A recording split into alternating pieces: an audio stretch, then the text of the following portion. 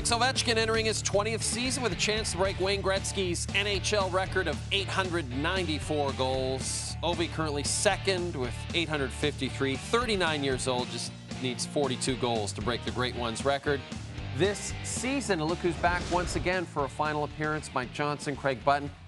This has been pretty fun, hasn't it, guys? It always is. Yeah. Like we've done the whole show. It's so exciting. That's how we planned it. So, Ovi, I said it, 42 goals away. Simple question, does he do it this year?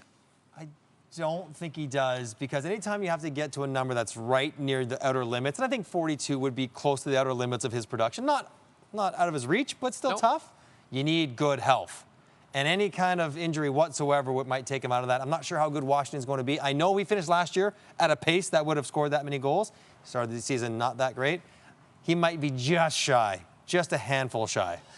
If he's just shy, he's only going to be just shy. Yeah. You know, Dylan Strome and him had really good chemistry. Yeah. You know, you lose Backstrom, Kuznetsov wasn't the same player. That affected Ovi a lot last season. The last 36 games, 23 goals, he was on fire, back to the Ovi we saw.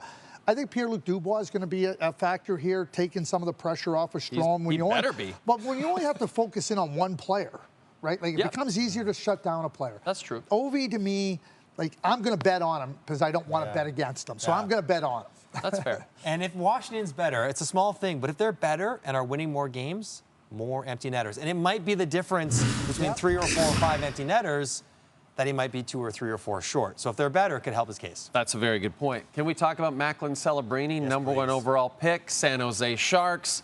High expectations, maybe not as high as Conor Bard last year, but high expectations nonetheless. What do you guys expect from him this year? I expect him to be the best rookie. He's so good, and in many ways, he will be better than Conor Bard was last year. Not at scoring goals, not at producing points, but maybe a better player, more complete, a little more capable of playing defense without the puck.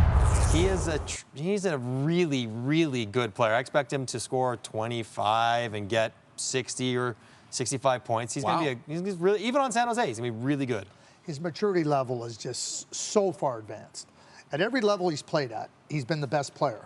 And by the way, at every level he's played at up to this point, he's been the youngest player. So he's going into playing college against 24-year-olds, best player. Won the Hobey Baker. The year before in the USHL against all the older players, best player.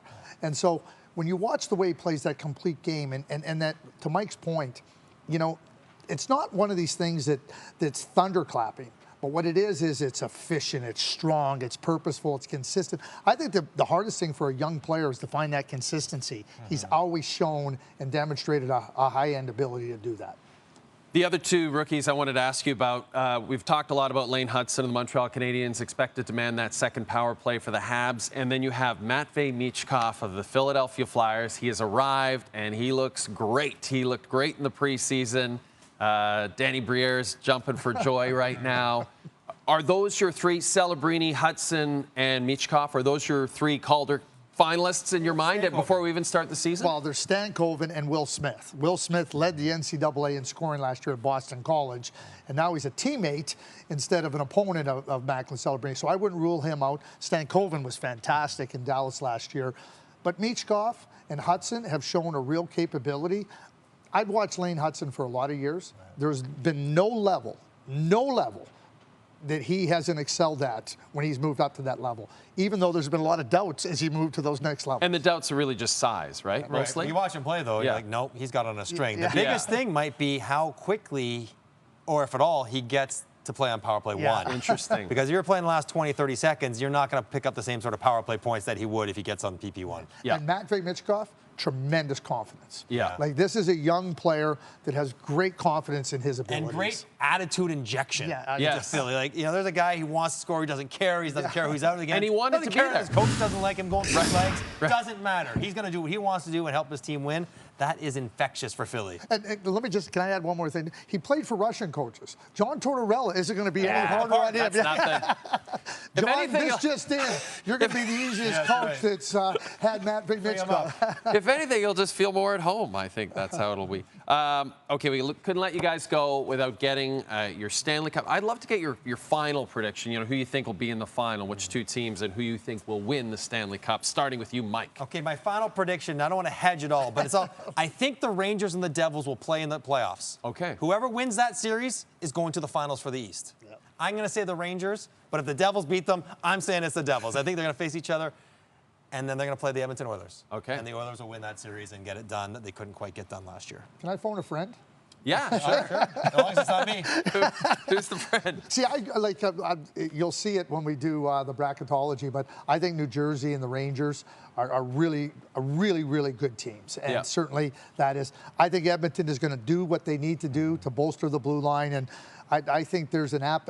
Connor McDavid is only motivated for one thing now. He's going to get his points. He's brilliant. We know how brilliant he is. It's about the Stanley Cup. He got a taste of it, but he didn't get the taste that he wants. And I have Edmonton beating the Rangers in the Stanley Cup final. All right. No pressure, Edmonton. Everyone thinks you're going to win the Stanley Cup. Guys, Lock it in.